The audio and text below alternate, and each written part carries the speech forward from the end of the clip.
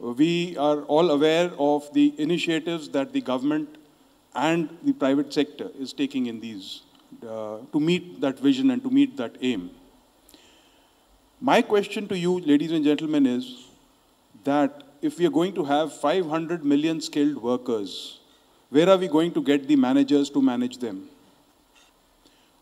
Our B schools today, the total capacity put together is 1,75,000. That includes your A, B, C, D, whatever grade B schools. So that is our capacity to produce MBAs, 1,75,000. And these, in any case, will occupy the top end of the pyramid.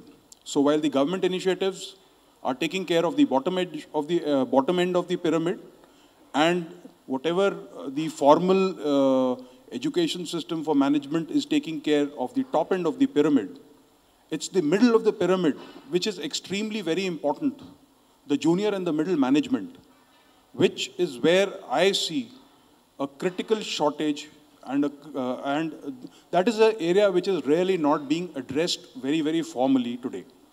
So I would like to leave you to ponder over that, A. B, now, again, when we speak about whatever initiatives that are there for that particular segment, the good news for anyone planning or thinking of doing work in that segment is that there are no entry barriers. There are no regulators, and there is very little cost involved. You don't require infrastructure. The bad news, the content varies from the excellent to the, unacceptable. So does the quality of the people who are available to deliver it. And thirdly, the third aspect is the certification. That again, there are no formal or recognizable certification for such informal management programs. If it's 500 million workers or 500 million skilled workforce, I would say a demand of at least 5 million managers, middle managers or junior managers.